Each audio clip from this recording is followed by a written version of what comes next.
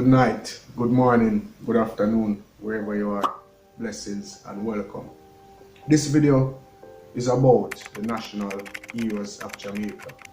Hey, YouTube say when you start the video, you have to make sure you say the keywords for the video get ranked. So I'm going to say national heroes of Jamaica, national heroes of Jamaica, national heroes of Jamaica, national. I told you to turn that thing off!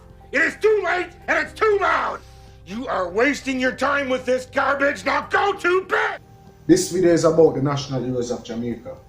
Why I'm doing this video like this, guys, as you notice, I have the script in my hand. Yeah? You see, you all see the videos on YouTube, the video them look good, well put together and all of that. But when you see like the amount of work that goes in to do the research, make sure the sources are correct, and sometimes the information hard to find. And you know, Jamaica is a place where I really have a lot of information on the net. So sometimes I have to go back to the books. Alright? I have to go to the library too. So what I do, I get the information together, send it to Chin Chin in the UK. Chin Chin and my friend will do, like, she do the script them for me. Shout out to Chin Chin in the UK. Blessings, you have been doing a really great job. When I send all of the information to her, she send back a script. Yeah? Some lovely script. Alright? Normally, I would proofread the script, go through, make the necessary changes and all of that. Having on my head the idea as to the video when me have to create and how me have to format it. However, it really takes a lot of time. So in order to get these videos out, I've decided to use this format. I don't know what I do, I swear I don't know what I do. But I decided to use that format here. And yeah, hopefully you guys like this format. I know say the camera there, the color kind of different from the one there.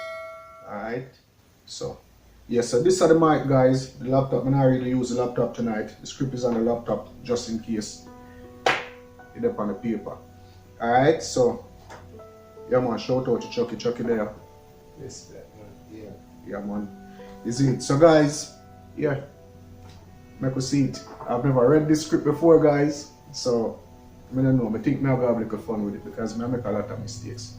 Gonna help me out. No, God, right? please, no! In search of a national identity, Jamaica discovered and enshrined its heroes, and in process rewrite the British historical records, which chronicled some great native sons as traitors. The government has reserved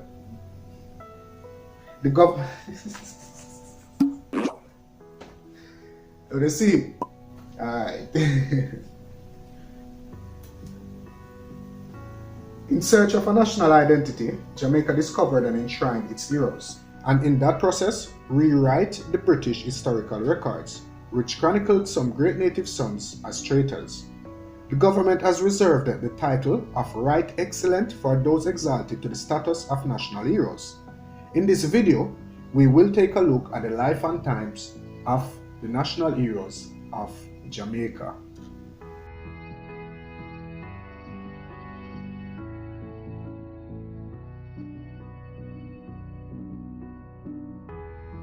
Alexander Bustamante.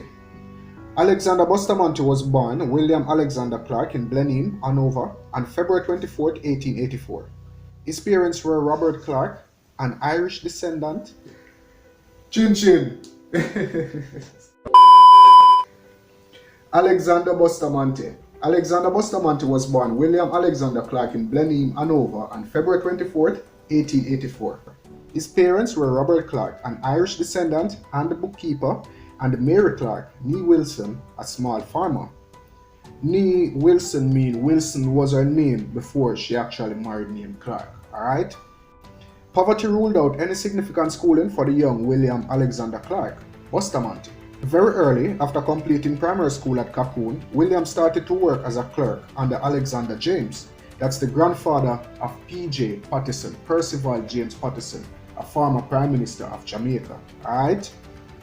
In 1905, William traveled across Latin America and the Mediterranean. This was the beginning of a trade union involvement.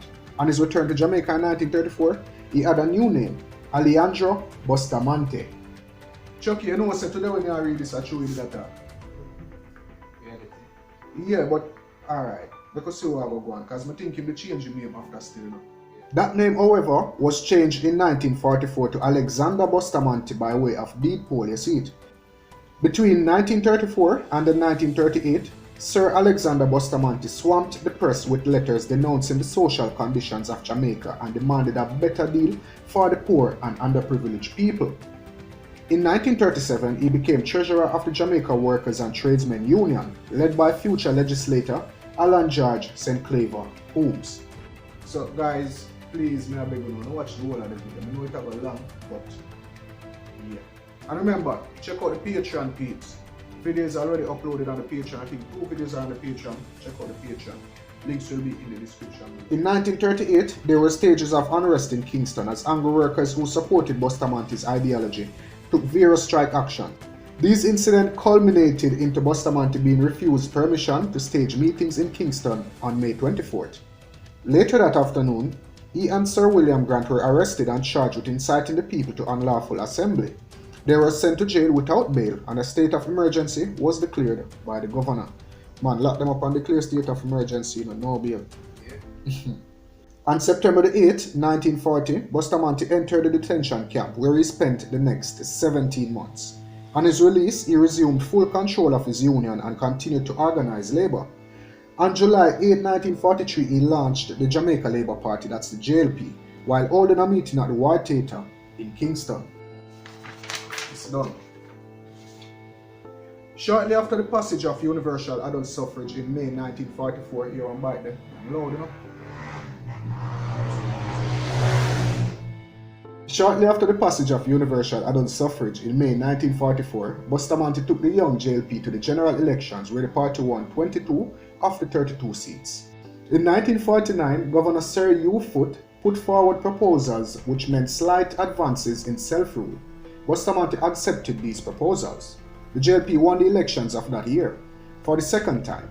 By 1953, Bustamante was named Chief Minister and Jamaica's first Prime Minister in 1962. He retired from active politics in 1967 and died on August 6, 1977 at the age of 93. Condolences to the family of Sir Alexander Bustamante. Next we take a look at George William Gordon. The right excellent George William Gordon was born near Mavis Bank in 1820. Mavis Bank are up St. Thomas on the border of St. Thomas and St. Andrew up in the hills. He was born in Mavis Bank in 1820 to Joseph Gordon, a Scottish planter and a slave woman. Guys, I know a lot of you don't like when we mention the word slave, but it's the correct term, alright? Joseph Gordon saw that his son had special characteristics from an early age. He decided to take an interest in his son's education. George went to live with his godfather James Daly in Black River, and there he completed his education. George was mostly self-educated. George William Gordon was a landowner, shopkeeper, produce dealer, preacher, politician, social worker, and philanthropist. He started out as an Anglican, but changed to the Baptist faith, having been baptized into the Baptist Society by Reverend J.M. Philippo, founder of Jamaica's first free village. He later became a leader of the Native Baptist movement and began building several churches at his own expense. He became an ordained minister and was an active evangelist. In 1843, at the age of 23, Gordon was elected to the House of Assembly for St. Thomas, but his public life did not begin until around the year 1844, when he entered politics as an advocate for the poverty-stricken Negro peasants on the island. In 1865, when the economic conditions of Jamaica were at a new low, Gordon spoke openly on behalf of poor Negroes with bitter criticism of the Lieutenant Governor Edward Eyre. Some people call him Eyre, Eyre, E-Y-R-E. It's gonna be on screen, guys. During this period of oppression of the Negro population, Paul Bogle was active in revolting against the system of government. On October 11, Bogle, along with around 300 men, marched in Morant Bay where On October 11, Bogle, along with about 300 men, marched in Morant Bay, where the town council was in session.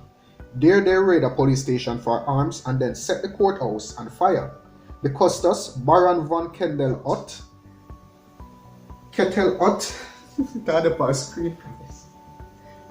and 15 vestrymen were killed. It was this incident that a warrant for Gordon's arrest was issued. Gordon, having heard that a summons was out for his arrest, turned himself into Governor Eyre. On October 21st, 1865, Garden was sentenced to death. And on October 27, 1960, the Jamaican Parliament named the building where parliamentary meetings were to be held in honor of Garden. The building was named the George William Garden House, often called Garden House for short. After independence, Garden was given the nation's highest honor, the Order of National Hero. Condolences to the family of George William Garden. May his memories live on. Next, we take a look at Marcus Mosiah Garvey. Marcus Garvey was the last of 11 children. He was born in St. Anne's Bay on August 17, 1887. He is said to have been a descendant of the Maroons. In his youth,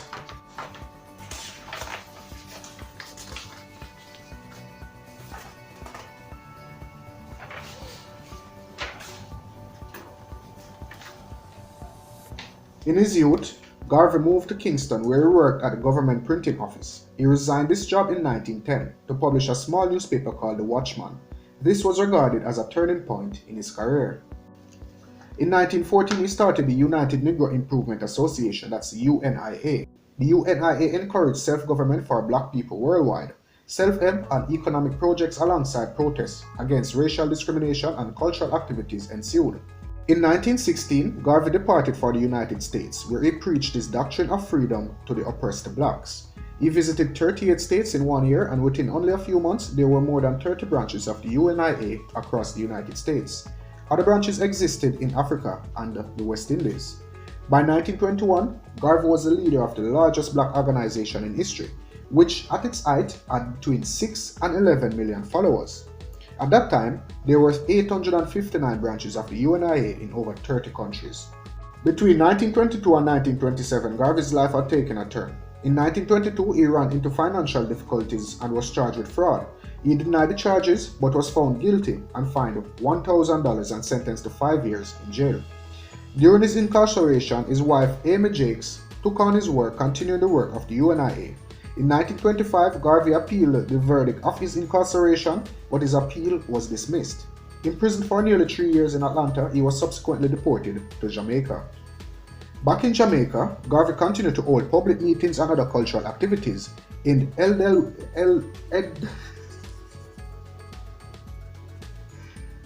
Back in Jamaica, Garvey continued to hold public meetings and other cultural activities in Edelweiss Park. But changes did not come easily, and he left for England in 1935.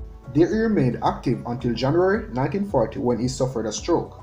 After suffering a second stroke, he died in June 1940. I know that there, I know some years of Marcus Garvey there. The guys might do a video about the life and death of Marcus Garvey. He was embalmed and buried in the Kendall Green Cemetery in London.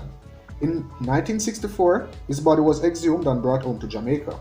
His remains were interred in the National Heroes Park in Kingston. Finally, Marcus Mosiah Garvey became Jamaica's first national hero and was recognized as the first black man to awaken the dignity of the black race in Jamaica, North America, and Africa. Condolences to the family of Marcus Garvey, if none of them live alive. Next, we take a look at Nanny of the Maroons. It is not certain whether Nanny was born in Jamaica or in Africa. She was of Ashanti origin and was the sister of Kojo, the leader of the Trelawney Town Maroons and Kwa. Nanny was not a slave. She was married but had no children. Her full responsibilities were the welfare of women and children in the community. Even the king had to call upon her for advice, especially those relating to women. Nanny, the spiritual leader of the Windward Maroons at Nanny Town, Portland, was known as an outstanding military leader. In her lifetime and thereafter, she was seen as a symbol of unity and strength during times of crisis. It is believed that Nanny died in the 1750s. Her remains were put to rest at Bump Grave in Moortown in Portland.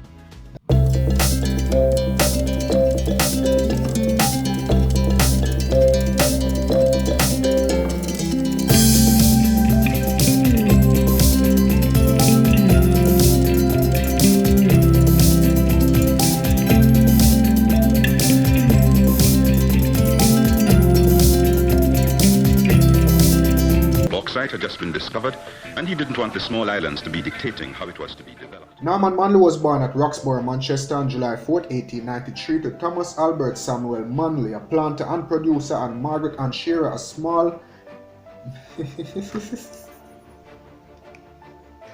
Guys, what is a pen keeper? I never see that word there yet. I mean, I go for the dictionary now, it's big and heavy.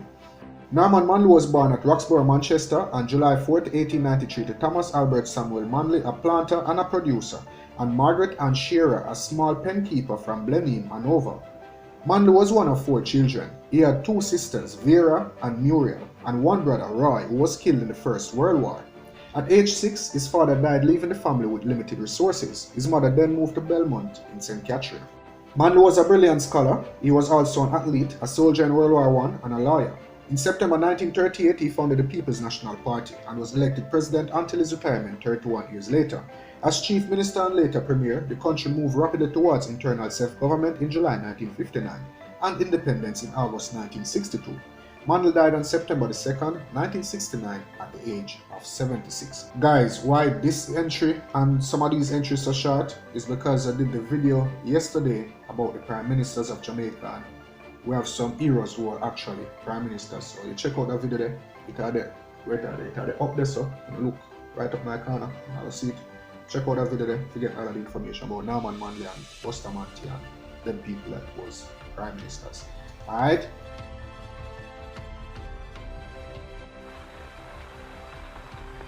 Isn't that down there? Yes, that is the ball, Bogle. Alright, so we'll get in there now. Come on, fellas. Bogle is not awed by wealth or privilege. In him, the people of St. Thomas find a man who has sprung from the same grassroots as themselves, but who is greater in spirit than any of them. It is believed that Paul Bogle was born free about 1822. He was a firm political adherent of George William Gordon, who made him a deacon. Bogle lived in Stonygut, but also had another house in Spring Garden, that's in St. Thomas. He was not a poor man by any means. He was the owner of 500 acres of land at Dunrobin. In 1865, the economic situation of Jamaica took a turn for the worse. There were increases in unemployment and taxes with a reduction in wages. Gordon had appointed Bogle, the leader of a group he had chosen, to take their complaints to the governor. Bogle, with the support of his brother Moses, was holding private meetings without Gordon's knowledge. He and Moses, along with 200 men, marched to Mount Bay to watch a trial at the courthouse. A man shouted out to the court and the police tried to arrest him. I don't understand this. Chin ain't easy, you know. A man shouted to the court and the police tried to arrest him. Bogle and his men saved the man from the police and they made good their escape. The following day in Stonygut, they heard that a warrant for the arrest of 28 of them had been issued. The police tried to arrest Paul Bogle but failed as his followers fought them off. On Wednesday, October 11th, Bogle and around... I see him something here again, I'm tie up my tongue. On Wednesday, October 11, Bogle and about 300 men marched to the Mount Bay courthouse, where they raided the police station and took some old guns. The men marched to the courthouse where the Custos was having a meeting. They killed the Custos, Baron van Kettelhut, and 15 vestrymen and set 51 prisoners free. The parish was put under martial law on October the 13th, and General Forbes Jackson was dispatched from Kingston with orders to crush the rebellion. The soldiers killed hundreds of innocent people. Others were beaten, shot, and hanged. Stonygut was burnt to the ground. Bogle and his men, however, had already fled to the bushes, but they were hunted throughout the day by the Maroons and the soldiers. A bounty of $400 reward was put up for Bogle's capture. He was eventually captured by the Portland Maroons on the same day that George William Gordon was brutally hanged. So the same day them capture Paul Bogle, Chucky, at the same day George William Gordon get hanged. And them think they always got away, they still, you know. Wicked people them here. Yeah man. Them are like, you stand up for your nation and them try to fight you. And so it always go from the 18, the 1700s and come right up. He tells them that he is not going with them, and they try to arrest him. Hey, front!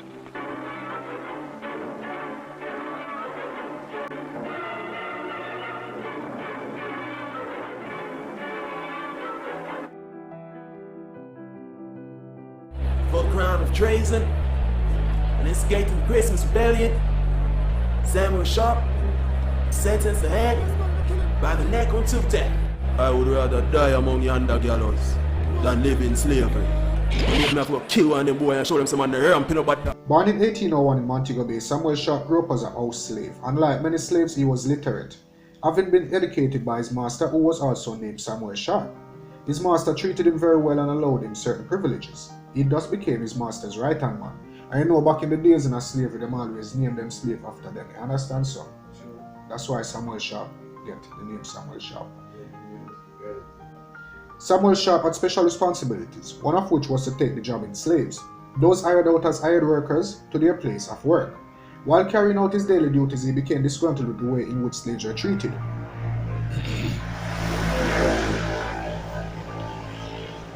For God's sake, man. Jesus Christ. I swear upon Selassie I big toe if one more bike pass me, just I walk left this and just nobody know. Samuel Sharpe had special responsibilities, one of which was to take the jobbing of slaves, those hired out as hired workers, to their place of work. While carrying out his daily duties, however, he became disgruntled with the way in which slaves were treated, so he himself included. He wanted to be free. Sam Sharpe was the main instigator of the slave rebellion that began on the Kensington estate in St. James. As a result, he was executed in the Montego Bay marketplace on May 23, 1832. It was this rebellion that led to the abolition of slavery in Jamaica. Sam Sharpe was buried in the sands of the Montego Bay Harbor. His remains were later exhumed and interred beneath the pulpit at Birchell Baptist Church. Thank you so much for watching, guys. Let me know if you enjoyed this video. Let me know if you like the format you are. If you just come back off a camera if you don't know how to see me none at all. Me don't know what I do, you know. So make me know what I want. Chucky, don't stop the camera. Make me know what I want, peeps. Alright? So until we meet again on Elite Jamaica, y'all stay blessed.